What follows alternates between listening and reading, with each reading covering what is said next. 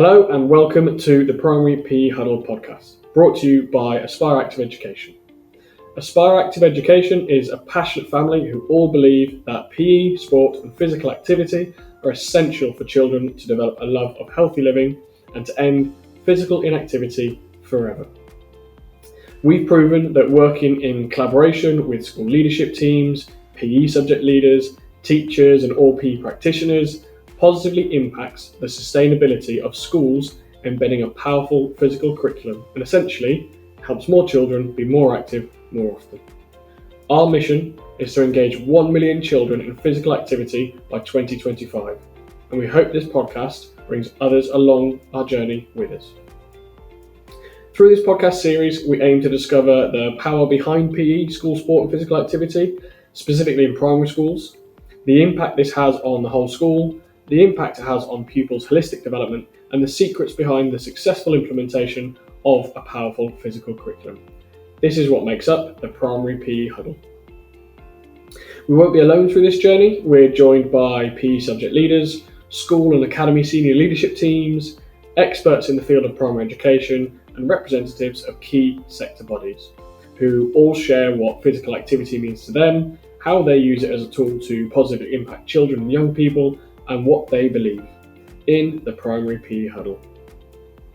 Our guests perform a deep dive on topics such as creating sustainable high-quality PE, the benefits of physical activity, a top-down collaboration to embed a physically active ethos, and sharing of best practice from their own experiences to create an enthusiastic culture towards a healthy and active lifestyle. If you like what you hear, please leave us a review and subscribe wherever you get your pods. Hello there, and it's Paul here from the Primary PE Huddle podcast. Thank you, Sajid, here for being part of our podcast recording as our featured guest. As always, this podcast refers to what PE subject leaders, industry experts and organisations in the industry need to do to combat physical inactivity in schools, bringing PE, school sport and physical activity to the forefront of children and young people's educational journeys. We'll talk lots of things about what you do here at the school, and during the podcast we'll explore what physical activity means to you, the importance you feel it has, subject leadership tips from a range of SLT perspectives, and more importantly, how we can get more children more active more often. So today I've mentioned your name a couple of times here, Sajid. Could you please introduce yourself, obviously what school you're representing, and a little bit about your job role here? Yeah, sure. So I'm Sajid Akram, as you've said. I'm a Year 6 teacher at Chandos Primary School. I'm also the assistant PE lead at the school. And I've been here for, I think, 8 years now. 8 years, good. It's flown by, to be fair. But I'm been in my PE role for the last 18 months or so. Yeah. So yeah, that's just a bit about me, really. Fabulous, brilliant. And do you live local to your school area, or have you got to travel? So yeah, I used to. I was quite local to to where I work. I was probably like 2 miles down the road, but I've gone in the opposite direction.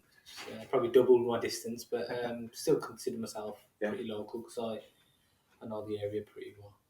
Excellent. As I say, one of the things we'll get to later on in our conversations is kind of local competitions and kind of transport and localities to get there and things. So it'd be interesting to kind of hear your thoughts on that. So we all start with kind of the main question at the start. Really is kind of naming one thing you'd wish you'd known before becoming a teacher all those 8 years ago, and then in relation to P, really, in those last 18 months, kind of, is there anything that stands out that you thought, really wish I'd known that? The obvious one, I think, is workload. People always talk about workload. Yeah. We're fortunate at Chandos that the SLT team are aware of that and have always kind of told us that you've got to manage your workload. It's not all about running yourself into the ground, if anything. So we're fortunate in that way. But I do know of my colleagues who work in other schools where that's not the case. Red tape is another thing. Again, in our academy, it's not such an issue with what we can do and what we're allowed to do. But I know that there's certain things that kind of stop us from being creative, and that comes from the top rather than, when I say the top, I mean like the government and stuff, rather than the academy trust. So there's probably the two things that I wish I kind of know more about. Would you say financial red tape, do you think? Yeah. Financially, it's like the pupil premium that you get and stuff like that. It looks like a large amount of money to start with, and then everything starts coming out, and you're soon looking and you're thinking, where did that money go? And even then, you haven't like spent it in a way that was unnecessary. You know, everything that you do, you try and count the pennies and stuff, and even then, it just doesn't stretch as far as you'd hope. So financial constraints are massive. Yeah. One of the questions I always like to ask is kind of if financial, red tape wasn't kind of an issue, and what sort of things would you absolutely love to do that financially at the moment is not really a possibility? We've started to do a lot more cricket. Yeah. And obviously, being where we are, that's just such a challenge at the moment. Yeah. So just the way that the school is, where it is, how it is, we've not really got a plot where we can actually play a game of cricket. Yeah.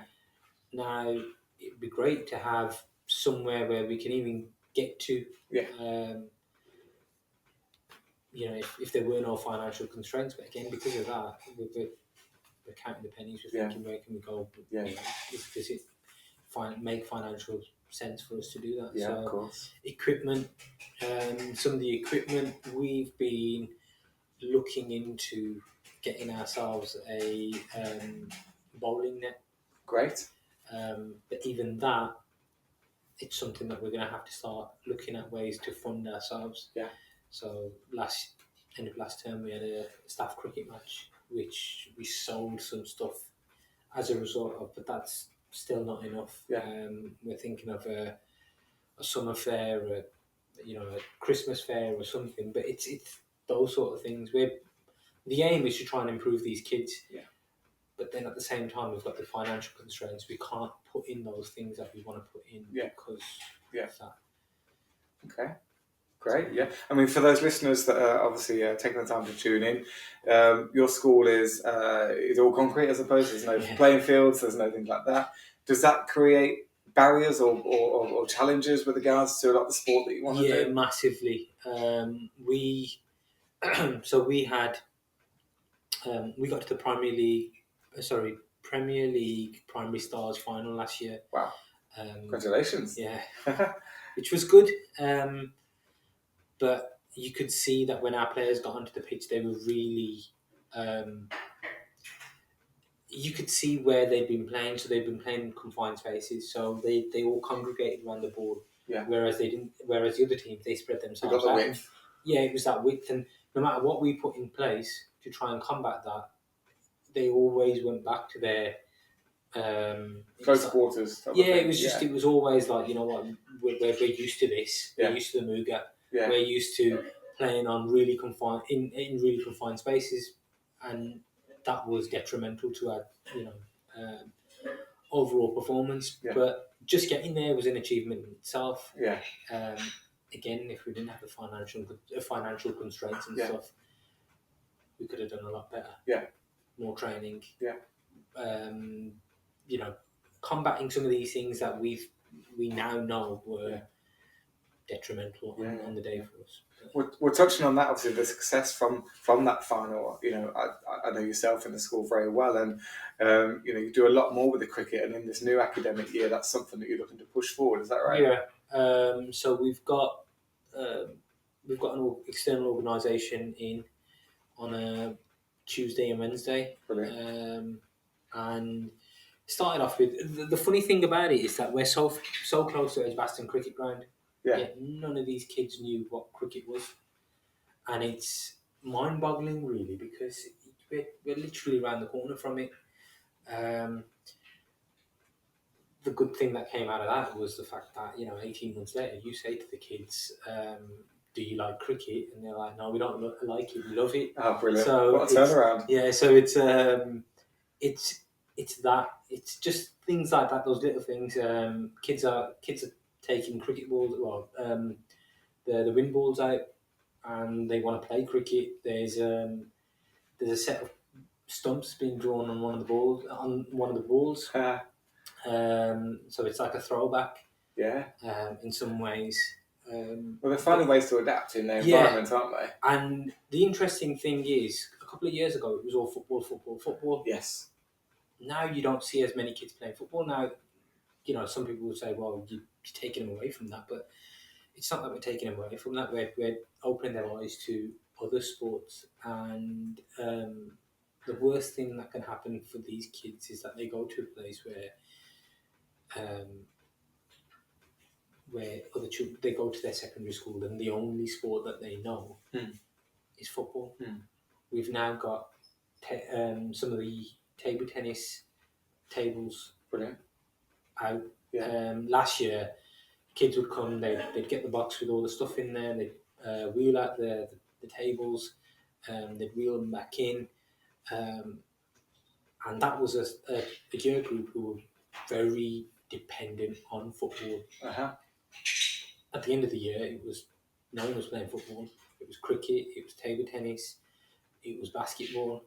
And on the whole, I think that's been a massive success for us, that we've opened their eyes to other sports as well. Brilliant, excellent, and that obviously comes from a huge push from yourself, and I know Carl very well, and you work closely as your unit to push that. How much involvement from parents have you had with that? The community around here, and has that been a collaboration? Has it that you've had to reach out and say, look, your child wants to do this, let's encourage them? I mean, the clubs are always oversubscribed. Wow, they're always oversubscribed. We started off. I mean, just my cricket one started off with, I think it was 9 kids.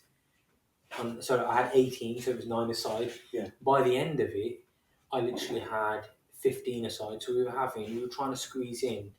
So it started off with 18, and then it ended up going to 30. And even now, I've had some of the year 6s from last year visit me, and they said, "Sir, when's cricket club going on?" Now they're in secondary school, but they still want to come back, and it's that whole thing that luckily I've got myself, and I've got Carl, Mark, Stuart, and we're like a little, you could call it like a sports council, where we try and incorporate as much sport as possible, trying to do as much as possible, and I mean, with regards to your initial question about parents, when we went to the Premier League Primary Stars tournament, we had to be there at like 9 a.m. down in Watford.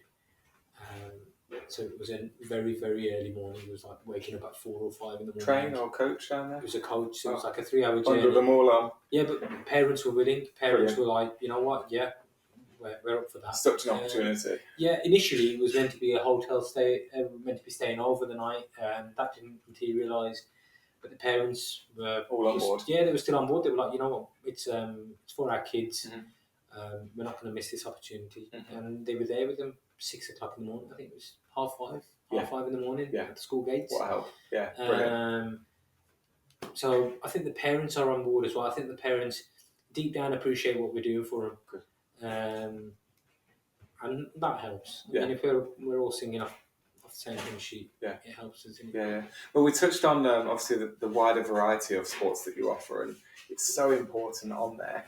How much importance do you put on PE across the school? And obviously, we're part of the Elliott Foundation. They're a big advocate for it, I know as well. You came in 8 years ago and been in the PE role around 18 months. Was there a moment that thought, we need to do something here because it's quite stagnant, I think it's always been tournaments. We go to tournaments, and it's a few years ago when I initially went to tournaments, I'd come back in and I'd have a rant at James, who's the head teacher. It was this. And I think deep down he was probably taking notes. He was probably thinking, right, okay, he's ranting about it. Let me give him the role and let's see what he does about it. I don't think whatever I say about sport and the importance of it is enough. I genuinely think sport is so important to everything that we do. Yeah. Again, whatever I say is just like the tip of the iceberg.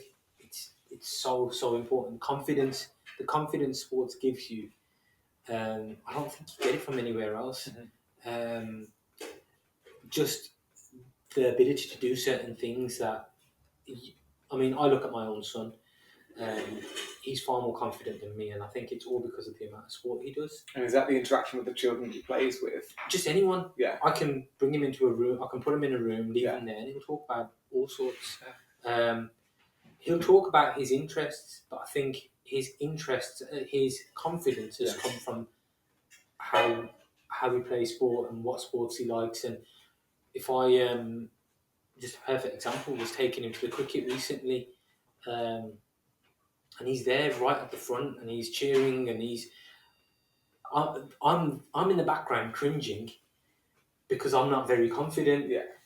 I look at him and I think, where did he get it from? Yeah. And he's very confident, and I think it's all of that. The amount of sport, the amount of exposure he's had to sport, has enabled him to feel confident. I think it's, again, like I said, whatever I say about it isn't enough. How old is he? He's only 5.5.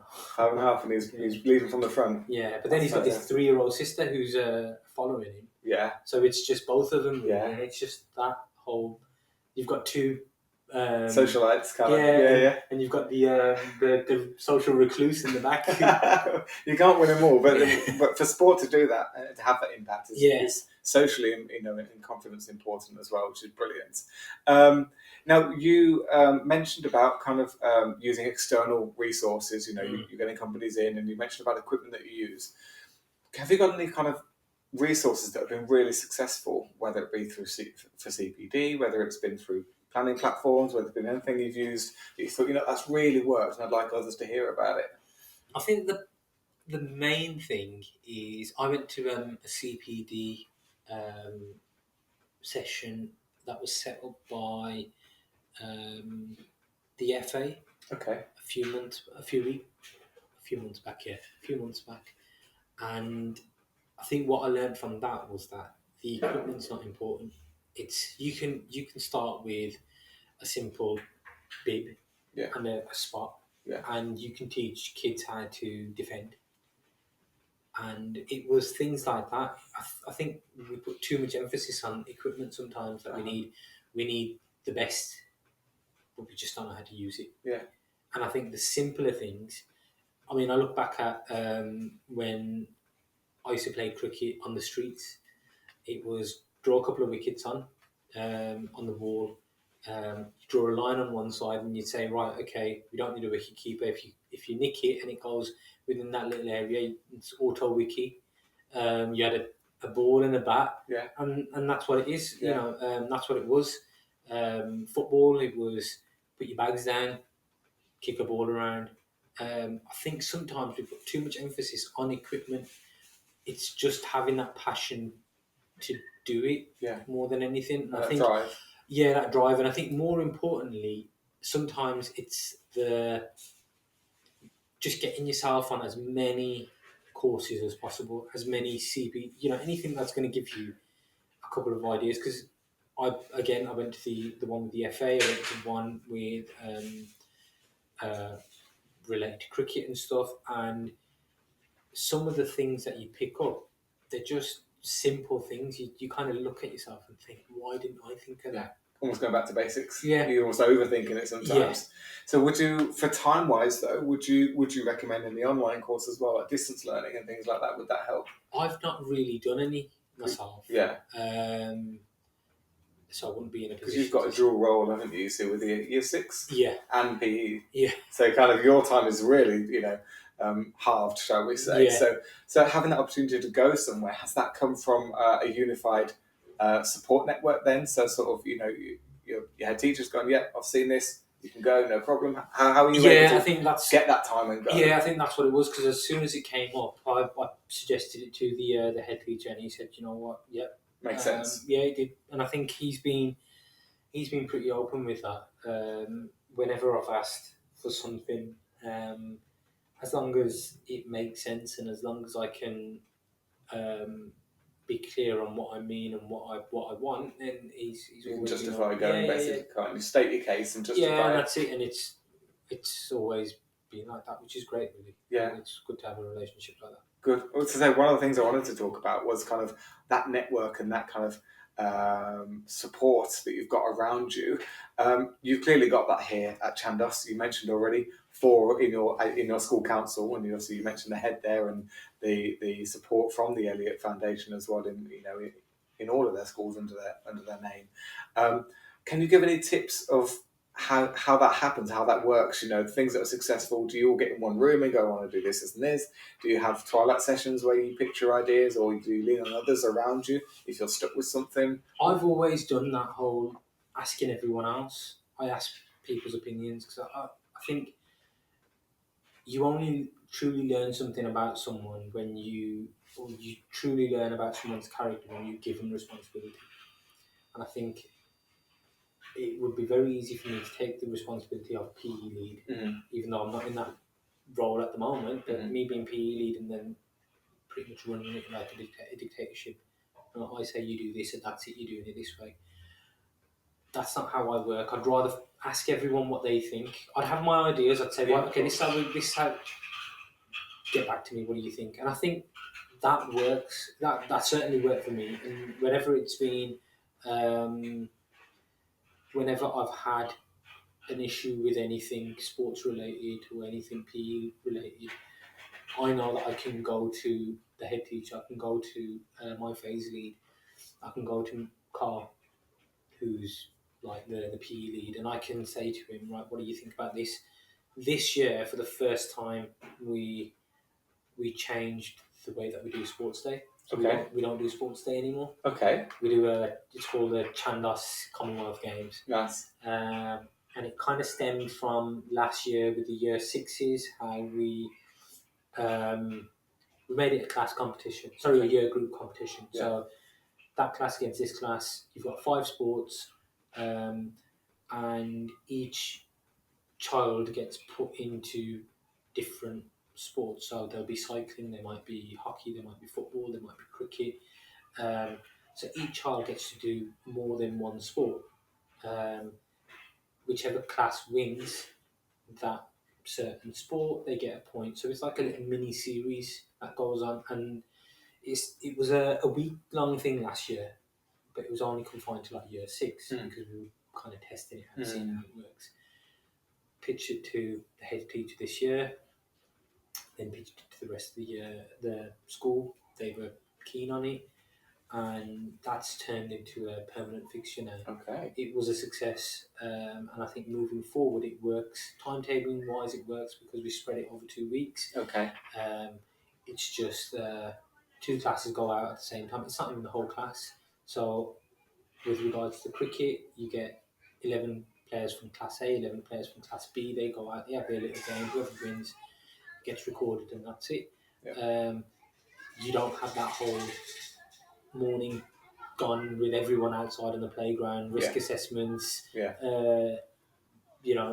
galore. So it's we've kind of changed that, and I think even that was something that it was plain sailing, smooth sailing. It was one of those where I can imagine if I didn't have this team around me, it could have been difficult. It could have been one of those where I go there and I try and explain it. And could have got lost in translation as such. Of what your vision was. Yeah. So I like how it's spread across 2 weeks rather than just one or 2 days. Yeah. You're a 2 form entry. Yeah. You're 2 form entry, so you can have that competitive edge in-house as well with class to class within that year group, and that's great. Have you got house groups as well, or is it? So did it go even in more competitive state where it's... Initially we thought about that, the house groups and stuff, but sometimes what tends to happen is house groups, some of the kids don't know who's in their house group.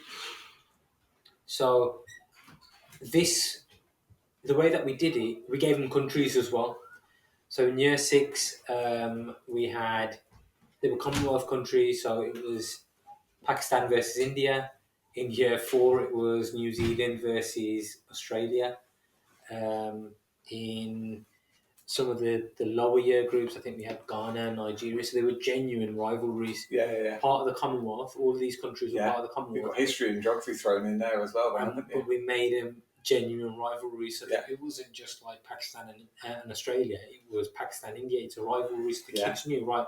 They had a flag and everything in their classroom. Right. We're Pakistan for the week. They're India for the week. That made it cross-curricular straight away. Yeah, and it was great because it's that whole trying to make it as competitive as possible. Yeah. We can say it's not the winning, it's the taking part, but we all know it's the winning. And I think deep down we know it's the winning.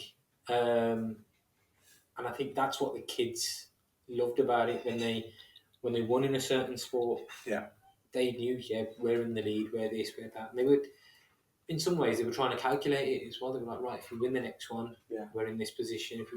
And it's great. I think sometimes the old way of doing sports day, I think it's just become dated. So you mentioned obviously about the wide variety of sports and here that you have, and every school has their school vision, and subjects have their own subject vision. Spoke to yourself and Carl a lot about kind of what you see here at the school and that right from the beginning all through up to year 6 and onwards. But what makes a good vision for PE at school? Do you all come together and think that's what it is, and we put the national curriculum objectives into it? Do you look at the children and go, right, we'll focus it all around this? What's a good vision for here? I've kind of looked at it this year and I thought, I want the kids to be able to walk away from this school and be confident and be comfortable in their own body. Okay. And what I mean by that is not just, kids walking out with big biceps and huge shoulders. I mean, physically they can manage their own body. Okay.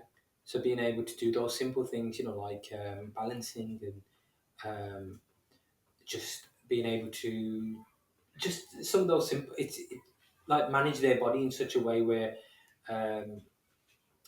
they're able to function freely. They can understand their limits. They can understand what they can do. Whichever sport they do, they can do it to a satisfactory standard. Yeah. At least at the bare minimum, they can do that. Now I know I couldn't skip, but there were certain little things that I could do which enabled me. As soon as I started, I found it relatively easy. Yeah. Now I know if I didn't have that grounding and I didn't have that foundation to start with, I wouldn't be able to do that. Brilliant. So like balancing on one foot, hopping, skipping, just those a couple of those fundamental things that we kind of forget about, which then enable us to do the other things. So I think for me it would be ensuring that every child can do that. And I think this year what we aim to do is make sure that at the start of the year, all of those, so going back to like EYFS and year 1 and stuff, it is body management. It's going to be the kids doing things like that, because the worst thing that can happen for that child is that they get to year 6 and it completely gets missed. Or year 5 and year 6 and they can't do those fundamental things. So that's a big part of the vision, really, from my perspective anyway. Yeah, brilliant. And you've got a very close knit, at least a group of 4 of you in that in that school council that push PE here at the school. Yeah. With that being kind of delivered and in kind of the PE sessions, do you get the opportunity to kind of observe and look at things like planning as such, or certainly see that those elements are being addressed? Yeah, so we've not had the chance to observe at the moment this year. Obviously it's really early. We did have the opportunity to go around last year. I've gone around and I've gone about and created it's like a skills development document whereby teachers can go to that and say, right, okay, in autumn 1 we're going to be doing football. What are we doing in football? And it's in year 3, year 4, year 5, year 6. It kind of breaks down exactly what they need to be doing. So by the time they get to year 6, it is going to be things like tactical awareness and so on and so forth.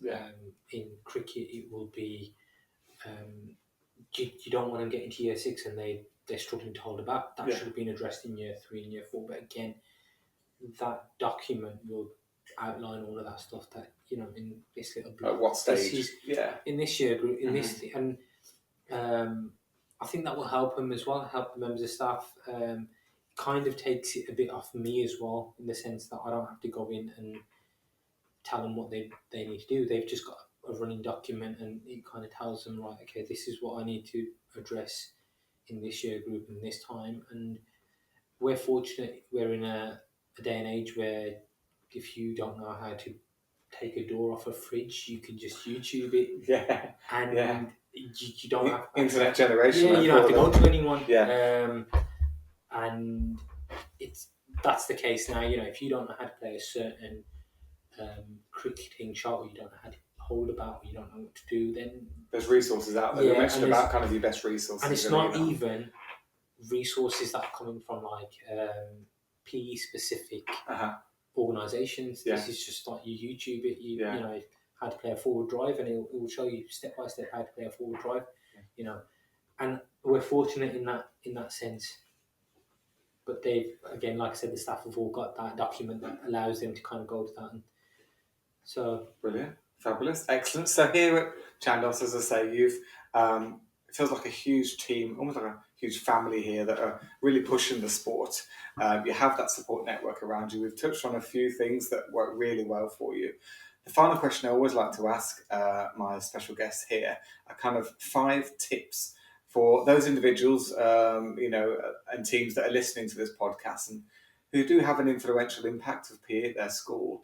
How do they go about embedding kind of a top-down, physically active ethos? You mentioned about, from the head teachers and the trust and having that network where it is kind of a unified approach. Have you got any tips that have really worked?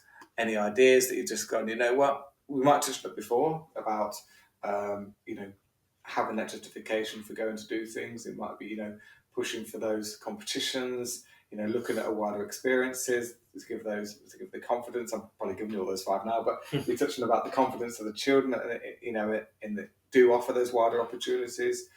Anything that comes your way that you think, you know what, try this, try that, it's worked for me, try this, anything like that at all? I would say don't be afraid to ask for help. That's one of them. Be confident in what you believe in. I think if you're confident in what you believe in,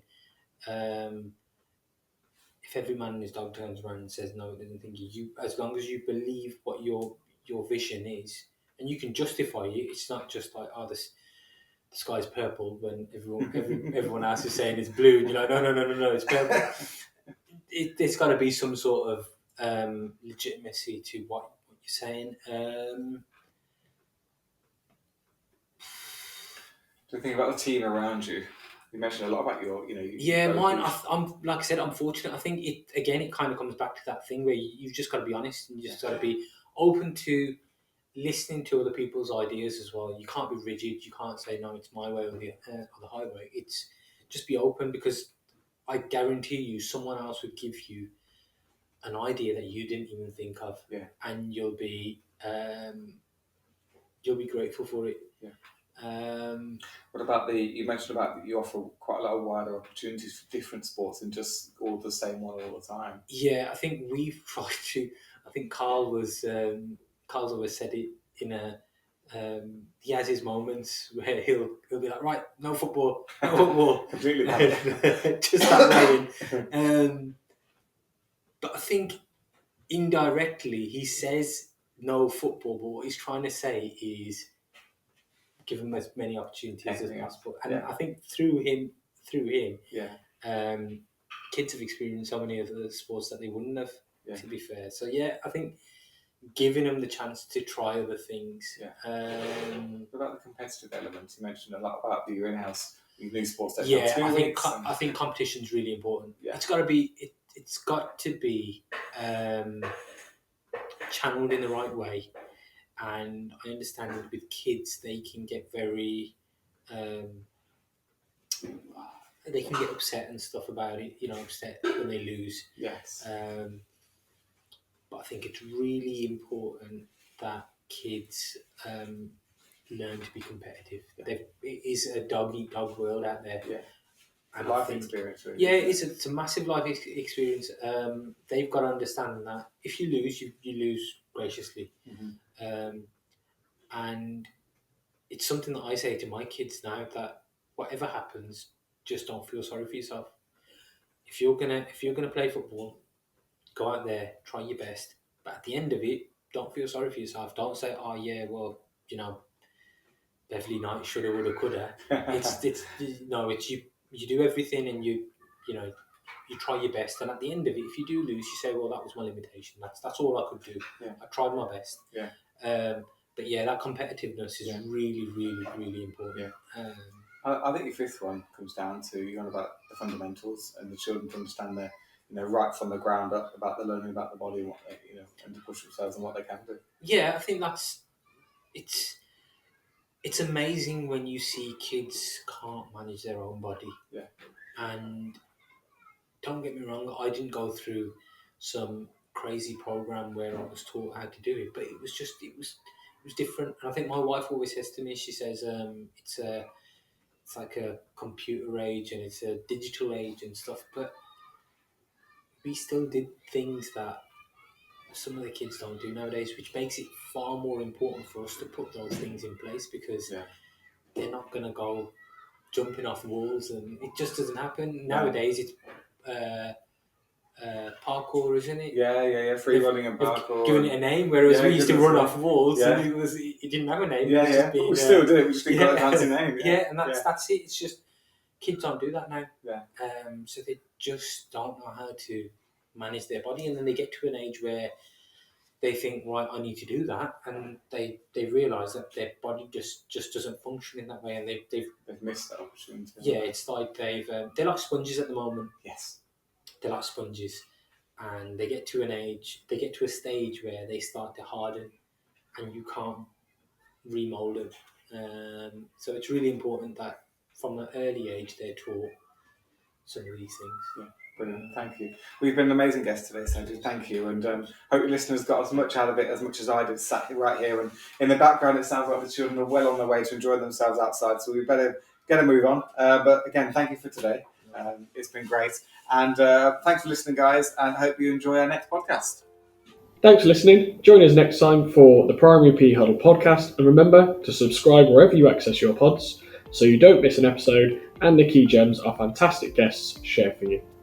You can connect with us on Twitter or X at Aspire Sports UK and find out more about us and the family at www.aaeg.co.uk and www.aspire-ed.co.uk for PE CPD related courses and more content. Hope to see you there, and thanks for listening.